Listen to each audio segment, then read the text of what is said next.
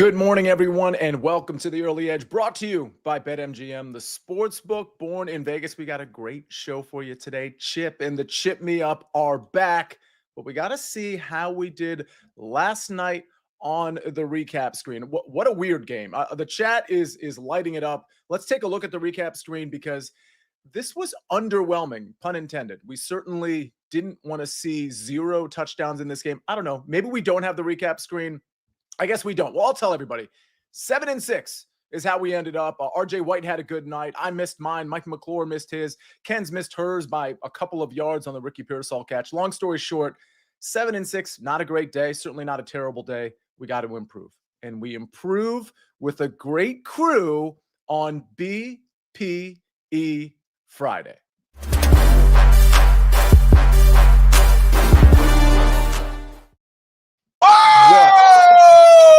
We've got Mackenzie Brooks.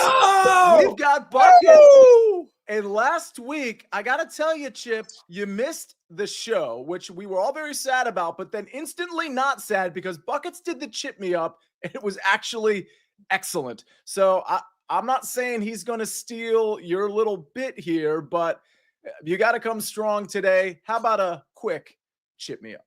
Good morning, Sia. Good morning, kids. Good morning, Buckets. Good morning, Steak. Good morning, Early Edge fam. And if I've got the glow of a proud papa, it's not because of punt or pooch, though I love my boys dearly. I'm a proud papa because I saw that my man Buckets, he brought that energy. He even brought that battery in your back, ready to get you set, ready to get you locked and loaded. Buckets, I was beaming with what I saw that you brought because this show is BPE Friday. And it needs the E, and Buckets brought the E. I loved it.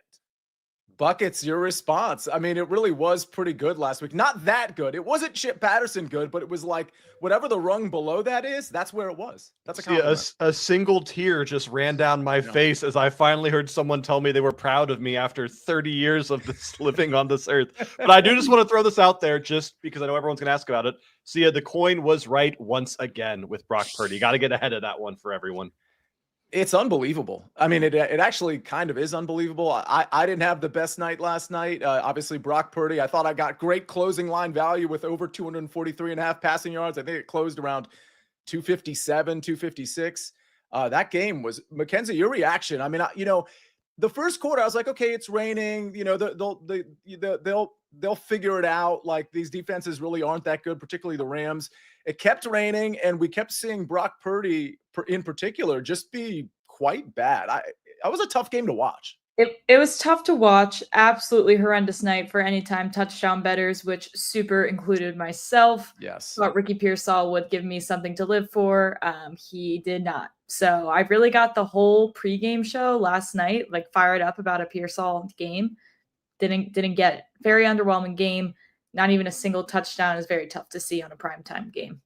Yeah, it was kind of brutal to see Pearsall catch that one ball for 16 and not get to 18. He was targeted after that.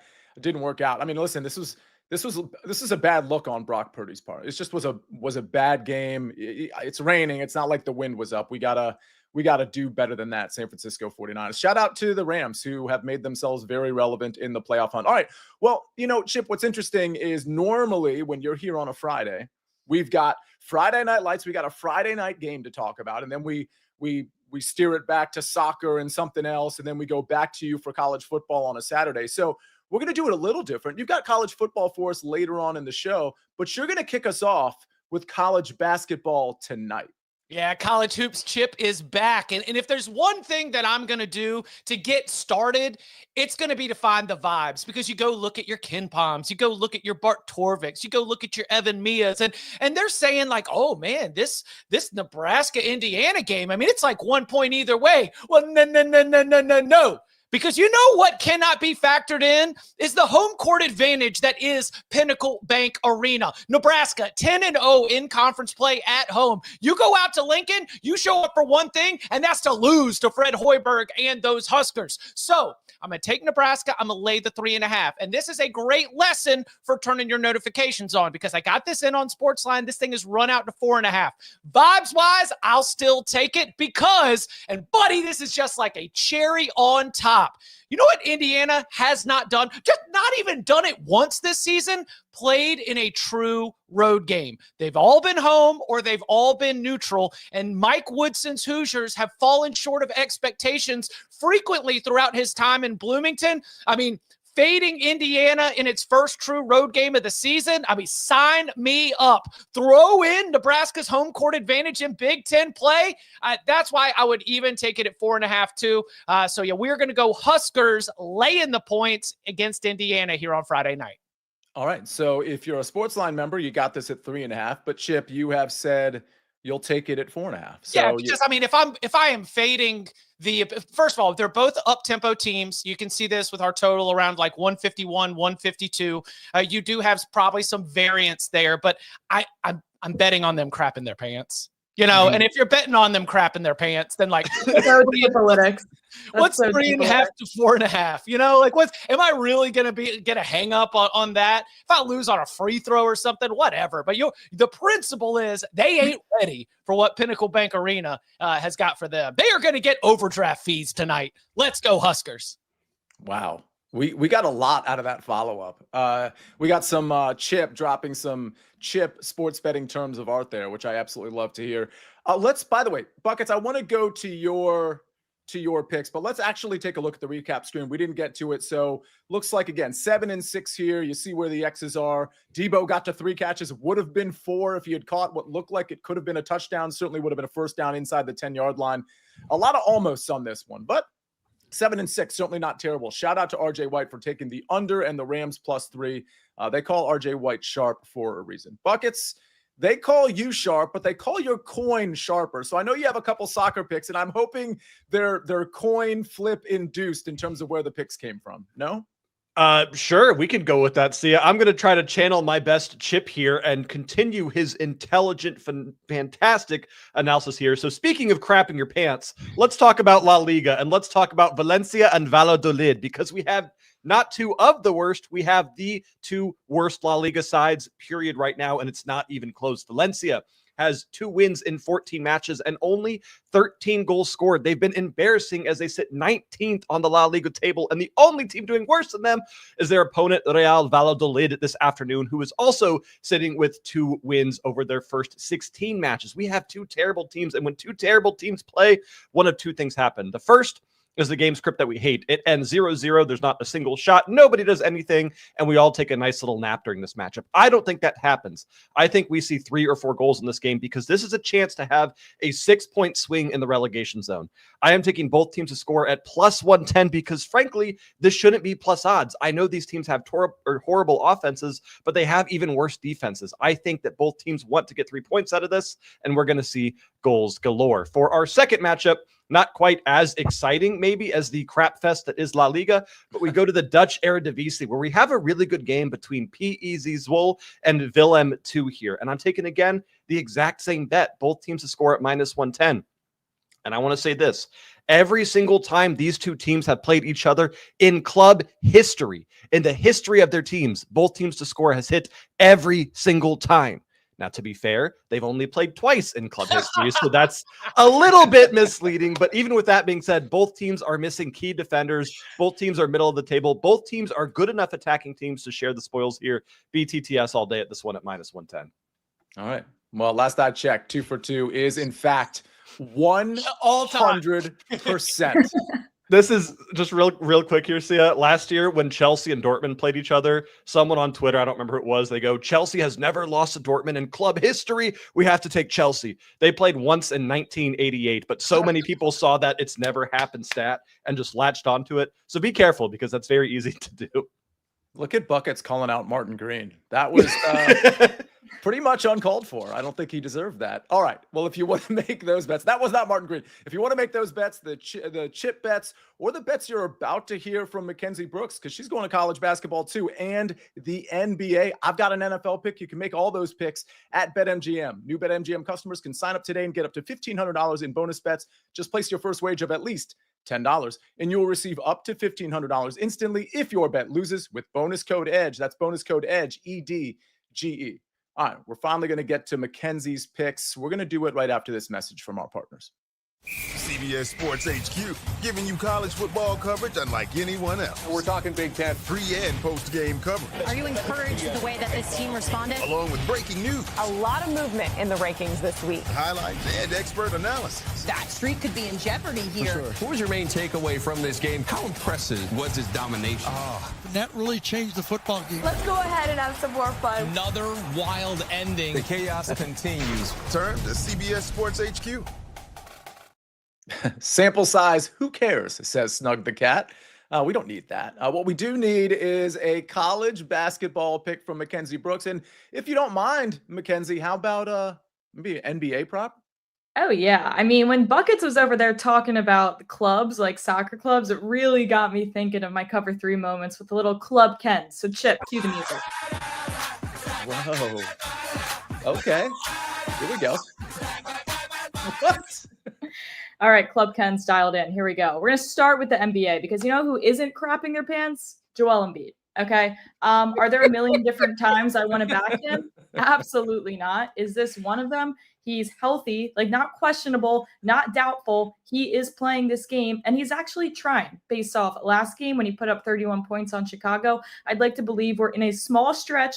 Don't blink. There's not much time to act on this. And also this line is steaming up, but I do like him to go over 28.5 points here. Indiana, objectively a bad team on the road in general, 3-11 on the road so far this season, but they are very, very vulnerable to centers. When you look at centers who put up 18 plus points, they average 5 more points against this Indiana team on their own home court. Now, Joel Embiid obviously is averaging a little more than that. He's actually 3-0 to this over against Indiana, averaging 35.7 points against them. So again, not a lot of times during the regular season can we completely back Joel Embiid. This is one of few games where I know he's going to play. I know he wants to play and it's going to try. And I know this is a really, really good matchup for him. I could see a good 30, 35 point game from him. Then we'll go back to college basketball here.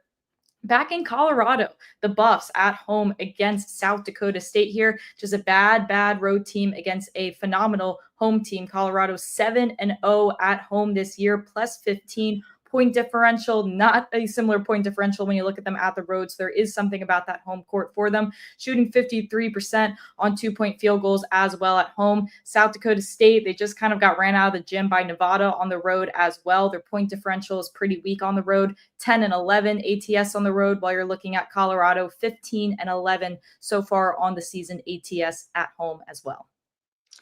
Kens, let me ask you this on Colorado, because I know you put that pick in on SportsLine. By the way, the Club Kens thing, I actually didn't even know how to react because I don't get the reference, but it was whatever it was. Watch more Cover 3. I know. Yeah, I know. Listen, you're on a billion shows. See, I understand. Like, it's an input-output issue, but yeah, Kens crushed it this year on Thursday's lock shows with Club Kens. It's just my walk-up song, Sia. Yeah. I want a walk-up song. Okay, so that's okay. In the chat, if you had a walk-up song, what would it be? Not for us, for you in the chat. If you could just pick your own walk-up song for your big moment, whatever that might be in your life, what would that be? I'm going to go around the horn before we close the show. I think I have mine, but I'm not going to reveal it yet. Can I ask you, Kens, because this Colorado line, you put it in on SportsLine at 7.5. In some places, this thing has jumped. Yes. And I know you put this on there recently, so maybe this is a reaction to your pick. I have no idea. Oh, I'm moving lines, Sia? I mean, we can't rule it out. Here's the thing. Do you have an idea, like, because this is 9.5 at some places. Would you stop at 8? Is 7.5 the number you'd go to? Is 9 too much? Like, what are we doing with that? I definitely would pump the brakes past 9.5. Don't love 9.5. I mean, we have a ton of SportsLine model value on it. We have it as like a 13, 15 point victory for Colorado. So there is some wiggle room again, but basketball, that many points is a lot smaller margin than say football. So take that for what you will. I'd probably stop around 8.5, but up to each their own. All right. 8.5 sounds like, listen, and by the way, the juice, now that it's 9.5 in some places, is trending to maybe bounce back down to 9. So probably wait on the 9.5 if you would. Go ahead, Chip. Also, I think it's the last game of the night. So if you want to jump in live and just sort of, find a more opportune number, that could be another opportunity for you. Late night live sweats. Love yeah, I mean, yeah. What's healthier than live betting the last college basketball game of the night? All right. That's what you do. Okay. On a Friday night too. Like, yeah. Okay, so now I am so intrigued. What time is this game tonight, folks? 9 or 10. It's 9 o'clock. Yeah.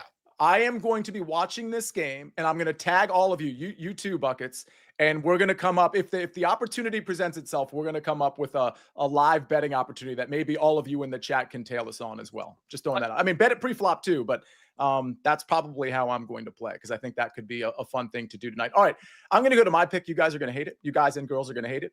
It's because it's a Jets pick. I actually think the Jets are going to cover the spread against the Jags, but I'm taking, that's not my bet.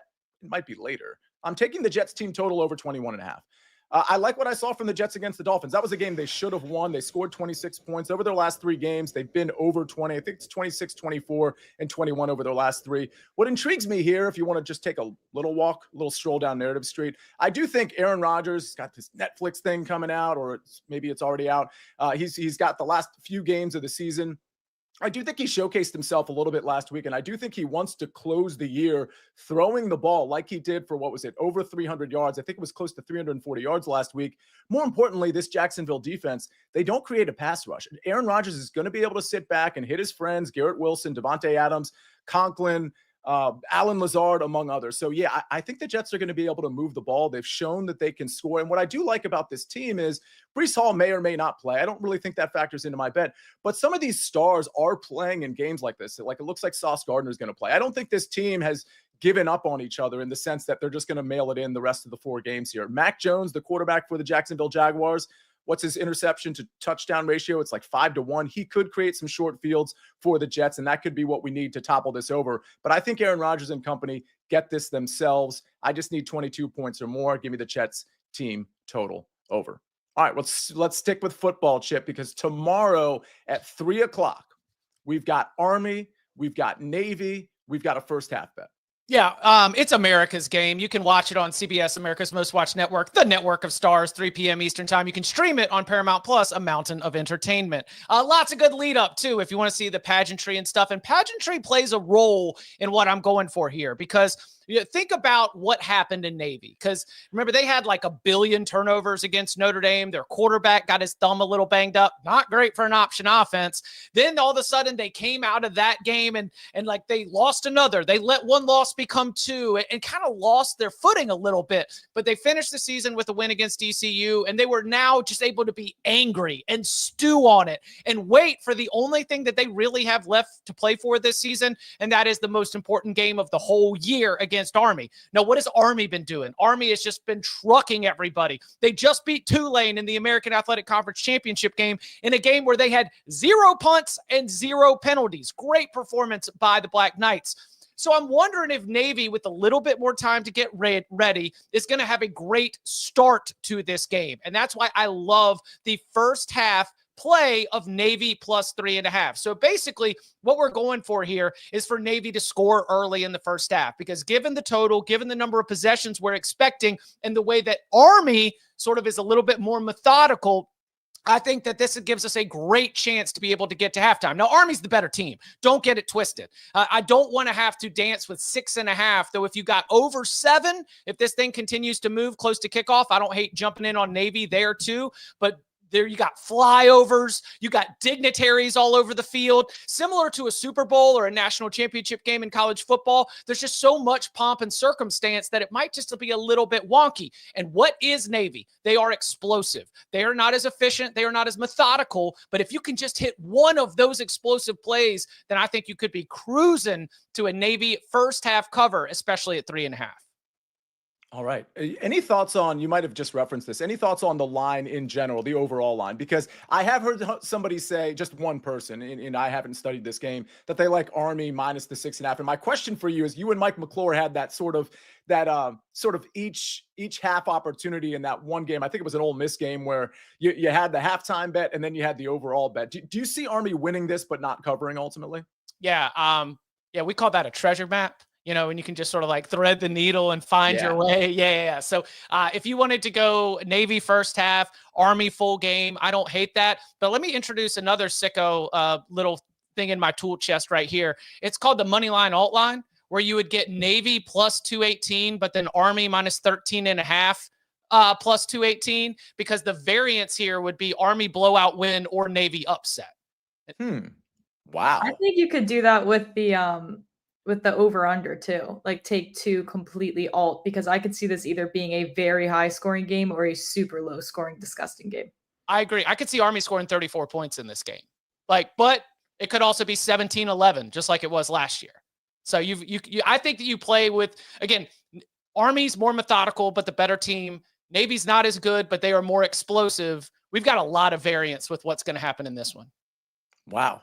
That was interesting. Okay. Many men, easy decision, says Danny Brasco. I'm going to go around the horn here. I do want to give a shout out to some of these people who put Eric David says ants marching. Mark Gillett says bring them out. Pantera from Scorpion. Eye of the Tiger from Steve. There's so many answers here. Angel of Death from Stephen Ruiz. I actually don't know what that is. A lot of good stuff here. I want to find one more. Man, there's so many here. All right, real quick. Did you ever see the footage of Scotty walking back into the clubhouse after getting arrested at the PGA Championship with 50 Cent's Mini Men playing in the background? Yes. Okay. Yes, I did see that.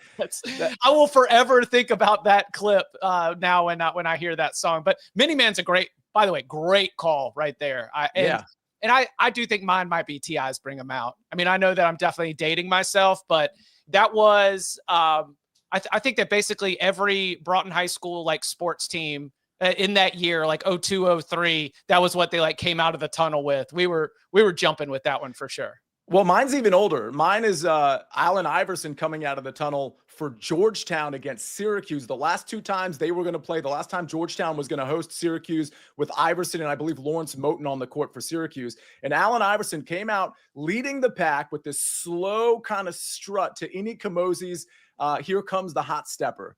And when the beat dropped, that's when they went into a full sprint layup line. And it was the coolest thing I've ever seen in my life. All right. So that's my answer. Even more old school. Mackenzie, do you have an answer to this question? I saw Samuel in the chat for my dogs, Waka Flocka. That's a great one. That's a Georgia Bulldog one too. So I got to go with that right now. That's a good one. All right. And buckets.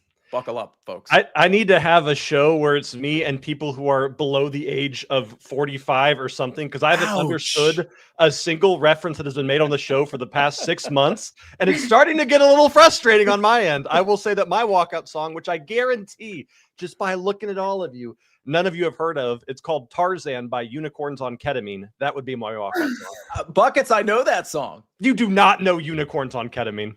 You're right. That's a crazy name. It's a crazy song. It gets me hyped, though. It works.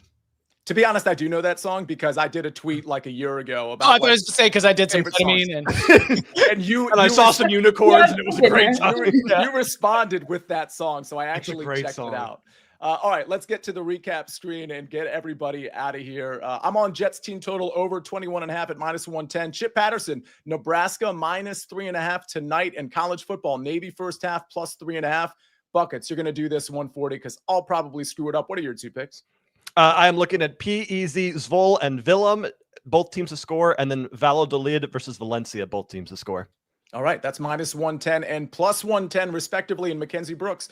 Colorado tonight. Maybe we'll have a live play on Twitter for everybody. Colorado -7.5 at -120, and Joel Embiid over 28.5 points at -125. Well, Mark M just stole the words right out of my mouth. He says, great show, everyone. Hopefully y'all hit the like button. If you didn't, that's okay. Next time you're in here, hit the like button. But all the participation, I absolutely love it every single time. Thanks for being a part of this family, a part of this crew. Let's have a great Friday. Let's cash some of these tickets. We're looking for another winning recap screen on behalf of Jake the Snake on the 1s and 2s and 3s and 4s. On behalf of Mackenzie Brooks, Buckets, Chip Patterson, the Chip Me Up. I'm Sia Nejad, the Counselor of Cash. This is the Early Edge. Again, have a great, positive Friday, everybody. We rest our case.